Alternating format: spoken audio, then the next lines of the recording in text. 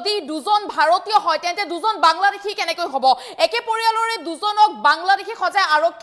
আৰক্ষী থানালৈ লৈ গ'ল বা গ্ৰেফতাৰ কৰা হ'ল তাৰ পিছতে উত্তপ্ত পৰিস্থিতিৰ সৃষ্টি হৈছে আৰক্ষীয়ে বাংলাদেশী বুলি উঠাই লৈ গ'ল আব্দুল আলিম আৰু আব্দুল কাছিমক আৰক্ষীয়ে এই দুজন ভাতৃক উঠাই নিয়াৰ পিছত এটা নেমছে দাবী উত্থাপন কৰিছে যে ঈদৰ আগতে দুই ভাতৃক ঘৰত থৈ যাওকি যেহেতু তেওঁলোকৰ আছে ভোটাৰ কাৰ্ড বা আধাৰ কাৰ্ড সকলো থাকাৰ পিছতো কিয় উঠাই লৈ যাব কিয় বাংলাদেশী খজোৱা হ'ব যদিহে চাৰিজন ভাই ককাই দুজন ভাৰতীয় হল তেন্তে দুজন কেনেকৈ বাংলাদেশী হল বুলি এটা নেমছে প্ৰশ্ন উত্থাপন কৰিছে এই মুহূৰ্তত লৈ সবিশেষ একে পৰিয়ালৰ দুজন ভাতৃ যদি ভাৰতীয় আন দুজন কেনেকৈ বাংলাদেশী হল এটা প্ৰশ্ন উত্থাপন কৰিছে নেমছে দাবী জনাইছে শীঘ্ৰে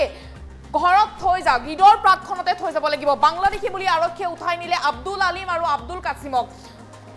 উদালগুৰি উৰাঙত ডি ভোটাৰৰ নামত খাতি খোৱা সংখ্যালঘু লোকক হাৰাশাস্তি কৰাৰ গুৰুতৰ অভিযোগ উত্থাপন কৰা হৈছে বৈধ নথিপত্ৰ থকাৰ পিছতো আৰক্ষীয়ে উঠাই নিয়াৰ গুৰুতৰ অভিযোগ উত্থাপন কৰা হৈছে একে পৰিয়ালৰে দুজন ককাই ভাই যদি ভাৰতীয় আন দুজন কিদৰে বাংলাদেশী হল বুলি এতিয়া প্ৰশ্ন উত্থাপন কৰিছে নেমছে সন্দেহযুক্ত বাংলাদেশীৰ সন্দেহত আৰক্ষীয়ে উঠাই নিলে আব্দুল আলিম আৰু আব্দুল কাছিমক উঠাই নিয়াৰ গুৰুতৰ অভিযোগ উত্থাপন কৰা হৈছে দুই ভাতৃক উঠাই নিয়াৰ পিছতে পৰিয়ালত এক প্ৰকাৰৰ হাহাকাৰ অৱস্থাৰ সৃষ্টি হৈছে কান্দোনত ভাগি পৰিছে আন দুই ভাতৃ ঈদৰ পূৰ্বে দুই ভাতৃক মুকলাই দিয়াৰ দাবী জনাইছে এতিয়া আমছে প্ৰশ্ন উত্থাপন কৰিছে যে ভোটাৰ কাৰ্ড আধাৰ কাৰ্ড সকলো নথিপত্ৰ থকাৰ পিছতো কেনেকৈ বাংলাদেশী হ'ব পাৰিলে দুজন একে ঘৰৰ যদি চাৰিজন ভাতৃ চাৰিজনৰে দুজন যদি ভাৰতীয় হয় তেন্তে আন দুজন কেনেকৈ বাংলাদেশী হ'ব বুলি এতিয়া প্ৰশ্ন উত্থাপন কৰিছে আনফালে দুই ভাতৃক আৰক্ষীয়ে উঠাই নিয়াৰ পিছতে পৰিয়ালত হাহাকাৰ অৱস্থাৰ সৃষ্টি হৈছে নেমছে দাবী উত্থাপন কৰিছে যে বৈধ নথিপত্ৰ থকাৰ পিছতো কিদৰে এনেকৈ বাংলাদেশী সজাব পাৰে কিদৰে সংখ্যালঘুৰ ওপৰত অত্যাচাৰ চলি আছে সংখ্যালঘু হোৱাৰ বাবে বাংলাদেশী সজোৱা হৈছে নেকি যদিহে একে পৰিয়ালৰে দুজন ভাৰতীয় হ'ব পাৰিলে দুই ভাতৃ তেন্তে আন দুই ভাতৃ কেনেকৈ বাংলাদেশী হ'ব পাৰিলে এটা প্ৰশ্ন উত্থাপন কৰিছে নেমছে দাবী উত্থাপন কৰিছে শীঘ্ৰে ঈদৰ আগতে যাতে ঘৰত থৈ যায়হি দুই ভাতৃকে একে পৰিয়ালৰে দুজন ভাই ককাই যদি ভাৰতীয় আন দুজন কেনেকৈ বাংলাদেশী হ'ব পাৰিল বুলি এতিয়া নেমছে প্ৰশ্ন উত্থাপন কৰিছে সন্দেহযুক্ত বাংলাদেশীৰ সন্দেহত আৰক্ষীয়ে কিয় উঠাই নিছে সন্দেহযুক্ত বাংলাদেশীৰ সন্দৰ্ভত আৰক্ষীয়ে কিয় হাৰাশাস্তি কৰিছে সংখ্যালঘুৰ ওপৰত ঈদৰ পূৰ্বে দুই ভাতৃক মুকলাই দিয়াৰ দাবী জনাইছে নেমছে একে পৰিয়ালৰে দুজন ভাৰতীয় আন দুজন বাংলাদেশী এয়া কেনেকৈ সম্ভৱ হ'ব পাৰিলে দুই ভাতৃ চাৰিজনকৈ ভাতৃ একেটা পৰিয়ালৰে দুজন যদি ভাৰতীয় দুজন বাংলাদেশী কেনেকৈ হ'ব পাৰিলে সকলো নথিপত্ৰ আছে বৈধ নথিপত্ৰ থকাৰ পিছতো বাংলাদেশী বুলি কিয় উঠাই নিয়া হ'ল আৰক্ষীয়ে প্ৰশ্ন উত্থাপন কৰিছে নেমছে এতিয়া যেটো অবৈধ বাংলাদেশীৰ বিৰুদ্ধে চলি আছে বৃহৎ অভিযান এতিয়া একে পৰিয়ালৰে দুজন ভাৰতীয় আন দুজন বাংলাদেশী কেনেকৈ হ'ল বুলি এতিয়া প্ৰশ্ন উত্থাপন কৰিছে নেমছে বাংলাদেশী বুলি আৰক্ষীয়ে উঠাই নিলে আব্দুল আলিম আৰু আব্দুল কাছিমক উঠাই লৈ গৈছে দুই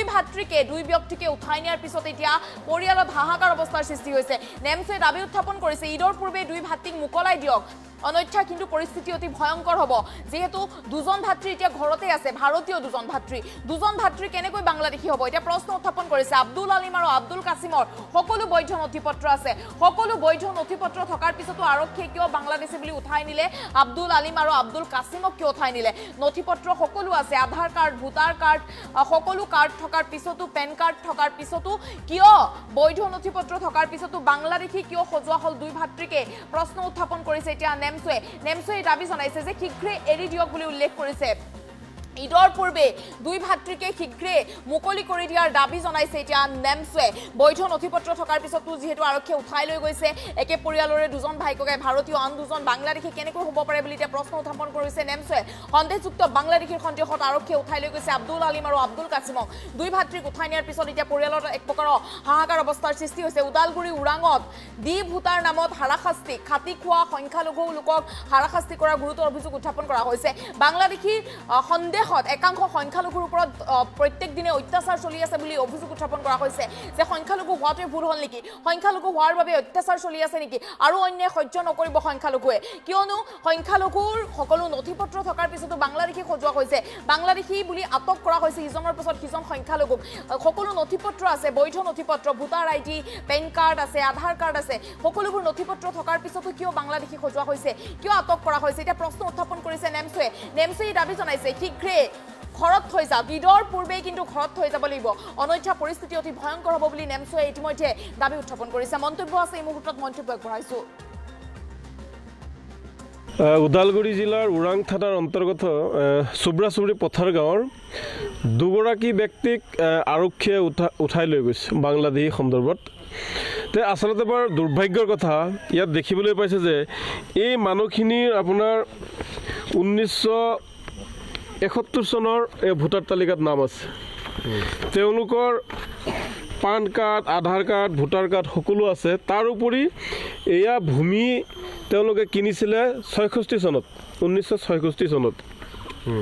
তাৰ আগৰো তেওঁলোকৰ সম্পূৰ্ণ ভাৰতীয় নথিপত্ৰ আছে আৰু এই মানুহ দুগৰাকীৰ যে পিতৃ মাতৃ তেওঁলোক ইয়াতে জন্ম হৈছে বৰ আচৰিত কথা যে তেওঁলোকে 4-5 গৰাকী ভাই ককাই আছে দুগৰাকী সন্দেহযুক্ত বাংলাদেশী আৰু বাকী বায়েক ভনীয়েক আৰু ভাই ককাই ভাৰতীয় নাগৰিক মানে এনেকুৱা এটা বিভাজন আৰু সাম্প্ৰদায়িক ৰাজনীতি কৰি আছে চৰকাৰখনে এটা পৰিয়ালৰে 2জনমান বাংলাদেশী সজাই দিছে বাকীসকল ভাৰতীয় হৈ গ'ল গতিকে মুখ্যমন্ত্ৰী ডাঙৰীয়াক মানে ইয়াৰ পৰা আহ্বান জনাইছোঁ যে আপুনি এই ৰাজনীতিবিলাক এৰি দিয়ক মানুহক ইমান কষ্ট দিছে পৰিয়ালৰ মাজত আজিকালি কান্দোনৰ ৰোল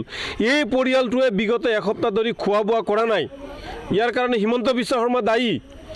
এই মানুহখিনি আজি টোপনি যোৱা নাই ইয়াৰ কাৰণে হিমন্ত বিশ্ব শৰ্মা দায়ী ভাৰতীয় নাগৰিকক বাংলাদেশী সজোৱাৰ কোনে অধিকাৰ দিলে হিমন্ত বিশ্ব শৰ্মা ডাঙৰীয়াক কোনোতো অধিকাৰ দিয়া নাই ভাৰতীয় সংবিধানে অধিকাৰ দিছে নেকি ভাৰতীয় ন্যায়পালিকাই অধিকাৰ দিছে নেকি কোনে অধিকাৰ দিয়া নাই গতিকে এটাই মানে আহ্বান জনাওঁ আপোনালোকৰ জৰিয়তে মুখ্যমন্ত্ৰী ডাঙৰীয়াক যে আপুনি এই বন্দুকৰ ৰাজনীতি এৰি কলমৰ ৰাজনীতিত আপুনি বিশ্বাস কৰক গণতন্ত্ৰক আপুনি বিশ্বাস কৰক মানুহক লাইচেন্স দিয়া ৰাজনীতি এৰি আপুনি এই যে সহজ সৰল খাটি খোৱা শ্ৰমজীৱী এই যে দেখিছে আপোনালোকৰ আগত মুছলমান মানুহখিনিক তেওঁলোকক ঘৰলৈ পঠিয়াই দিয়াৰ এটা ব্যৱস্থা কৰিব লাগে মই চেলেঞ্জ দিছোঁ মুখ্যমন্ত্ৰী ডাঙৰীয়াক মই চেলেঞ্জ দিছোঁ যে এইবিলাক গোটেইখিনি মানুহ ভাৰতীয় আৰু এইটোও স্পষ্ট কৰি দিওঁ যে কোনোবা যদি বাংলাদেশী আছে অসমৰ মুছলমান মানুহে বাংলাদেশীক আশ্ৰয় নিদিয়ে মই অসম চুক্তি কৰা সকলকো আজি কওঁ মই অসম গণ পৰিষদক কওঁ মই সদৌ অসম ছাত্ৰ সন্থাক সন্মান সহকাৰে তেওঁলোকৰ নেতৃত্বক কওঁ যে কোনোবা ঠাইত যদি বাংলাদেশী আছে বলক একেলগে আমি যাম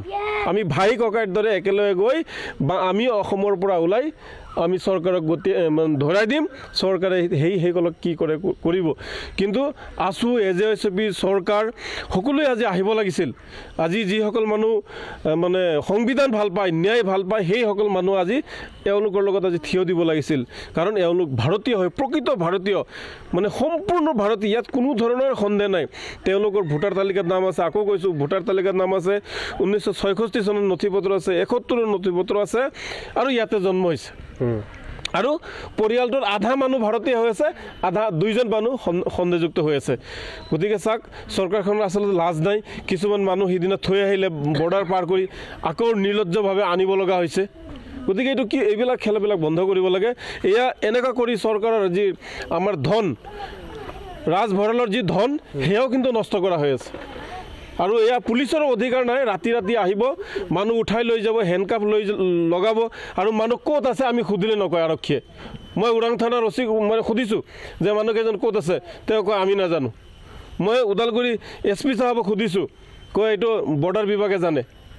এইটো কেনেকুৱা কথা মহামান্য উচ্চতম ন্যায়ালয়ে কৈছে কাৰোবাক যদি